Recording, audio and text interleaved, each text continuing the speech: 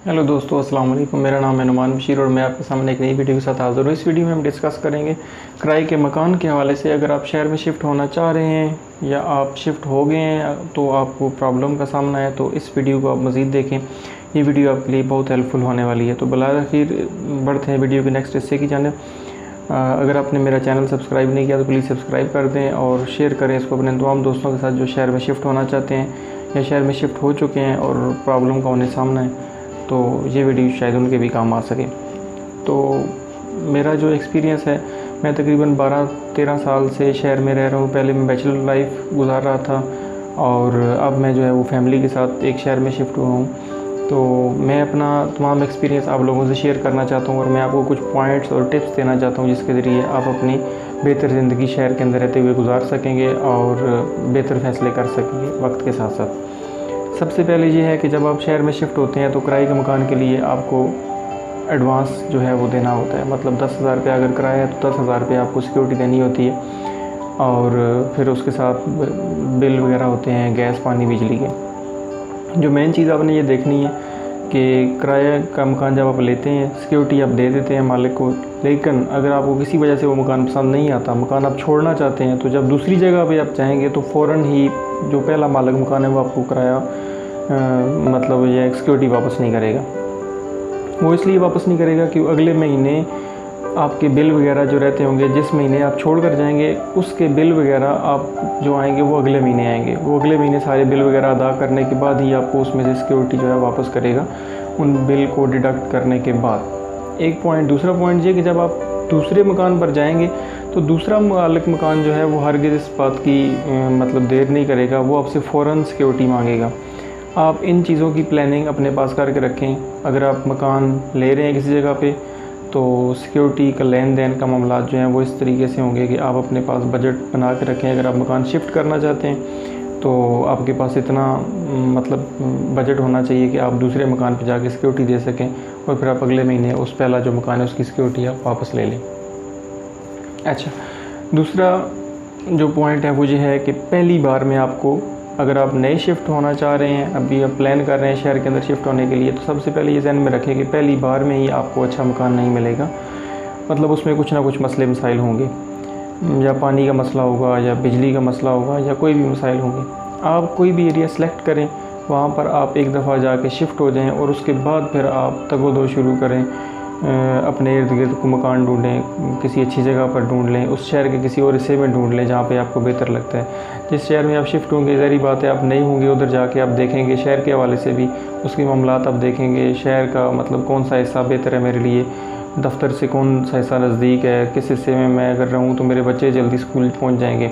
तो इन सारे मामलात को जब आप देखेंगे तो आप बेहतर फ़ैसला कर पाएंगे उस शहर में रहने के बाद कि मुझे किस जगह पर मकान जो है वो लेना चाहिए। तो आप फिर दोबारा ढूंढ के दूसरा मकान आप लें। तीसरी बात यह है कि बजट को आप मद्देनज़र रखें।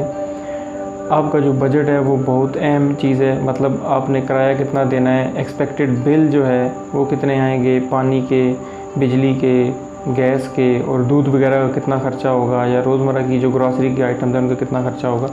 इन सारी चीज़ों को आप मद्देनज़र रखें, प्लानिंग करें, जो कि सबसे अहम एक चीज़ है। आप इन चीज़ों को लिखना शुरू करें, खुद लिखें, मिसेस को बोलें कि वो लिखें इन सारी चीज़ों को, पॉइंट नोट करेंगे। मतलब तब आपको पता चलेगा इनकम एक्सपेंडिचर के हवाले से कितना जो है आमदन हो रही है, कितना ख़र्च हो रहा है और कैसे इन चीज़ों को लेकर चलाना है। क्योंकि मैं बार बार लिखने का और आमदन खर्च को तफसील लिखने का इसलिए ज़िक्र कर रहा हूँ कि आप शहर में शिफ्ट होते हैं तो काफ़ी सारे अखराजात होते हैं। जब आप सेपरेट लाइफ गुजारते हैं तो उसमें काफ़ी सारे मसाइल हैं, आपको ख़ुद अपने मतलब ज़िम्मेदारी से के साथ लेकर उन सारी चीज़ों को लेकर चलना होता है। जब आप एक कंबाइन फैमिली सिस्टम में रहते हैं तो उसमें पता नहीं चलता, उसमें वालिदैन साथ होते हैं और भाई साथ होते हैं, वालदा होती हैं, सारे सिस्टम को वो चला रही होती हैं, तो उसमें आपको इतना अंदाज़ा नहीं होता कि हम किस तरह इस सिस्टम को लेकर चलेंगे। लेकिन जब आप सेपरेट होते हैं तो आपको इस सारी छोटी छोटे मामलात को ख़ुद देखना होता है और ख़ुद इनकी प्लानिंग करके, ख़ुद बजटिंग करके, ख़ुद जनाब सारा अखराजात जो है चला के और मंथ एंड तक सारी अपनी जो है वो गुजारा करना होता है। तीसरा पॉइंट ये है कि अगर आपके पास गाड़ी है फिर तो ठीक है, अगर आपके पास गाड़ी नहीं है तो मेरी दुआ है कि अल्लाह पाक आपको अपनी सवारी दे। इस बात को ध्यान में रखें, अगर आपके पास सवारी नहीं है तो आप वापस गांव जाने के लिए किसी ऐसी जगह पर मतलब रहें या मकान ऐसी जगह पर रहें जहाँ पर आपका गांव जाना आसान हो। खुदा न खास्ता कोई बीमारी हो जाती है या कोई अल्लाह ना करे कोई वो फोतगी हो जाती है गांव में, तो अचानक जाना पड़ जाता है जब, तो उस वक्त बहुत सारे मसाइल होते हैं फैमिली को साथ लेके।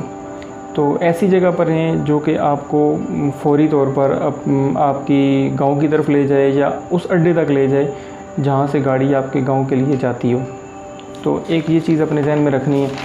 उसके बाद नेक्स्ट पॉइंट ये है कि जहाँ पर आप मकान लें वहाँ पर आप तसल्ली करें कि मार्केट जो है वो बाहर मौजूद है, जिसमें आपकी रोज़मर्रा की चीज़ें हैं, मतलब तंदूर हो गया, मेडिकल स्टोर हो गया, सब्ज़ी फ्रूट की शॉप होगी, करियाना हो गया, या छोटी मोटी चीज़ों के लिए आपको बार बार मार्केट जाना पड़ेगा आपकी घरेलू ज़रूरियात को पूरी करने के लिए। या बच्चे बाजू का ज़िद करते हैं कि हमने बाहर से कोई चीज़ लेनी है, तो उस लिहाज से आपको बार बार मार्केट जाना है। तो उस मतलब परचेजिंग, छोटी मोटी परचेजिंग के लिए आप ना अपनी गाड़ी हर वक्त बाहर निकाल सकते हैं, ना अपना मोटरसाइकिल आप बाहर निकाल सकते हैं। तो ये चीज़ आप जहन में रखें कि मार्केट आपके घर के पास मौजूद है कि नहीं है। नेक्स्ट पॉइंट ये है कि लोकेशन बहुत इम्पॉर्टेंट होती है कि जहाँ पर आप रह रहे हैं, अगर आपके गांव से कोई बंदा आ गया, आपके अंकल आ गए हैं, आपके वालिदैन आ गए हैं, आपके भाई आ गए हैं, आपकी सिस्टर आ गई हैं जो आपके घर तक पहुंचना चाह रही हैं, तो लोकेशन मैटर करती है बहुत ज़्यादा। आप ऐसी लोकेशन पे रहें जहाँ पे उनके लिए इजी हो आपको अप्रोच करना, और डेफ़िनेटली अगर आप ऐसी लोकेशन पे होंगे तो आपको भी इजी अप्रोच होगा कि आप किसी मेन रोड तक पहुँच सकें या मेन लोकेशन तक पहुँच सकें। नेक्स्ट पॉइंट ये है कि ऐसी जगह पर मकान लें आप रहाइश के लिए जहाँ पर ऑलरेडी कोई एक फैमिली रहती हो। मतलब आप या नीचे वाला पोर्शन ले लें या ऊपर वाला पोर्शन ले लें, दोनों में से कोई एक पोर्शन जब आप लेंगे तो डेफ़िनेटली दूसरे पोर्शन में एक फैमिली रह रही होगी।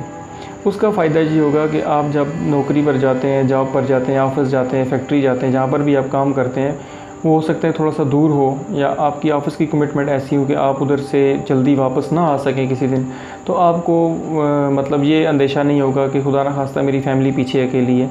दूसरी फैमिली का आपकी फ़ैमिली को थोड़ा बहुत एडवांटेज होगा, वो एक दूसरे के साथ मिल बैठेंगे, आपस में शेयरिंग करेंगे, अपना वक्त गुजारेंगे, बच्चे एक दूसरे के साथ खेलेंगे, दूसरे बच्चों के साथ खेलेंगे, तो आपका जो है वो टेंशन थोड़ी सी कम होगी बनिस्बत इसके कि आप किसी अकेले मकान में रहते हैं जहाँ पर ऊपर नीचे कोई नहीं है। तो आपको जो ही मतलब शाम का वक्त होगा तो आपको टेंशन होना स्टार्ट हो जाएगी, मैंने वापस जाना है, मेरे बच्चे अकेले हैं, खुदा न खास्ता कोई मसला ना हो जाए। तो आपने इन चीज़ों का ख्याल रखना है शुरू में, जब आपके बच्चे छोटे हों और नए आप शिफ्ट हुए हों तो किसी और फैमिली के साथ आप शिफ्ट हों।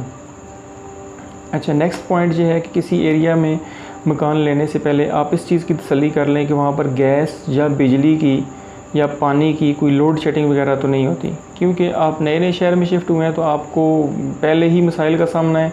तो अगर ऐसे मसाइल का सामना आपको करना पड़ गया, बच्चे आपके छोटे हैं और पानी गैस बिजली के मसाइल का सामना आपको करना पड़ गया, तो आप जो है वो परेशानी का शिकार हो जाएंगे। आपका ऑफिस में भी दिल नहीं लगेगा, ज़ाहिर बात है, आपकी फ़ैमिली जो है वो डिस्टर्ब हो रही है मुसलसल, तो आप काम से भी मतलब उकताना शुरू हो जाएंगे और घरेलू लाइफ भी आपकी डिस्टर्ब हो जाएगी। अच्छा, शिफ्ट होने से पहले जहाँ पर आप शिफ्ट हो रहे हैं, जहाँ पर आप मकान ले रहे हैं, कोशिश करें कि अगर उसकी हालत बोसीदा है तो आप चेक करें पहले, और मालिक मकान से इसरार करें कि वो उसकी सफ़ेदी वगैरह करवा के दे, और ताकि उसकी रेनोवेशन वगैरह हो जाए, ताकि आपका दिल लग जाए एक नए मकान के साथ और नई जगह पे। उसके बाद नेक्स्ट पॉइंट ये है कि मीटर रीडिंग आप लाजमी चेक करें। जहाँ पर आप शिफ्ट हो रहे हैं वहाँ पर पहले बिल जो है वो मालिक से आप तलब करें कि इससे पहले कौन रहता था, उसने बिल जमा करवाए भी हैं या नहीं करवाए, और मीटर रीडिंग उसके साथ जो है वो अपनी मैच कर लें। Next point, sewerage system check करें कि आप जहाँ पर घर लेने लगे हैं वो आपके गली के लेवल से नीचे तो नहीं है।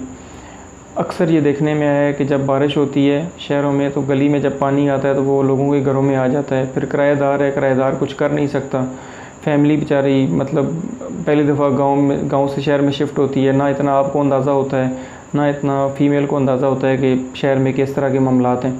तो गली का पानी जो है वो घर के अंदर आ जाता है, तो बेशुमार बीमारियां पैदा होती हैं, बच्चे बीमार हो जाते हैं, और पानी के अंदर आने का मसला जो है वो इट्सेल्फ बहुत मतलब ख़तरनाक है। और फिर घर से पानी निकालना, फिर बदबू और सारा मामला जो है वो, इस सारी चीज़ को भी आप देख लें। सिक्योरिटी के हवाले से भी ज़रूर देख लें कि कोई छत से या दीवार से या कोई इस तरह की कोई ओपनिंग तो नहीं है जहाँ से कोई बंदा खुदा न खास्ता टपक कर अंदर आ सके। अगर आप घर नहीं होते तो चोरी चकारी के मसाइल का भी सामना हो सकता है आपकी इस हालत में। तो आप देखें कि हर तरफ से आपका घर जो है वो सिक्योर होना चाहिए। नेक्स्ट जो पॉइंट है वो मैंने आपके लिए नोट किया है, वो ये है कि अगर आप जब मकान लेने जाएंगे तो घर में जाके अपने मोबाइल वगैरह को लाजमी चेक करें कि उधर सिग्नल वगैरह आ रहे हैं या नहीं आ रहे।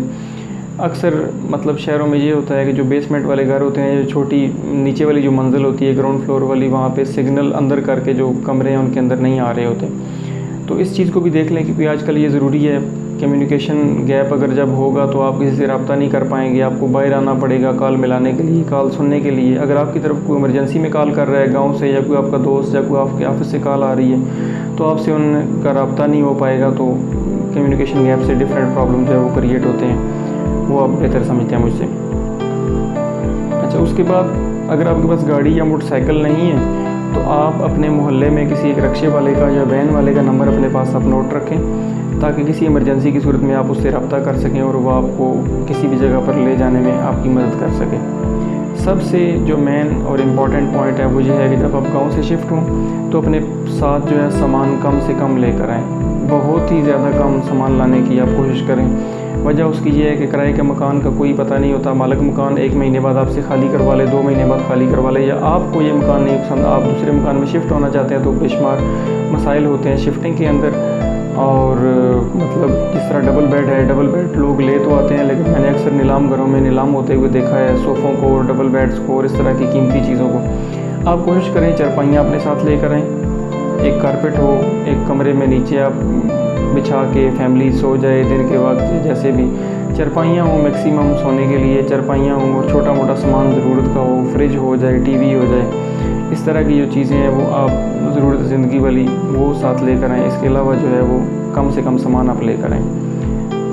एक बात आप ये भी नोट करें कि घर से दफ्तर का फ़ासला, जहाँ पर आप घर लेना चाह रहे हैं या ले लिया है आपने, वहाँ से आपके ऑफ़िस की डिस्टेंस कितना है, आप वहाँ से कैसे आया जाया करेंगे, रूटीन में आपका मामलात कैसे होंगे। अगर आप लेट हो जाते हैं तो कैसे आप दफ्तर पहुँचेंगे। अगर आप दफ्तर से घर आने के लिए लेट हो जाते हैं तो वहाँ से इधर आने के लिए कन्वेंस कोई मिलती है या नहीं मिलती। नेक्स्ट पॉइंट ये है कि बच्चों के हवाले से आप देखें कि स्कूल में जहाँ पे आपने बच्चे छोड़ने हैं और जहाँ से वो कैसे वापस आया करेंगे, कैसे जाया करेंगे, शिफ्ट की गाड़ी मिलती है या नहीं मिलती। अगर उनको आपकी मिसेज़ या उनकी मदर जो है वो छोड़ के आती हैं या लेकर आती हैं, तो आया कि रास्ते में कोई मतलब सिक्योरिटी प्रॉब्लम तो नहीं है, रास्ता क्लियर है, मतलब लोग ठीक हैं, गली कूचे में कोई मसला मसाइल और किसी किस्म का तो नहीं है। तो ये सारे पॉइंट जो मेरे जहन में थे मैंने आपसे डिस्कस किए हैं।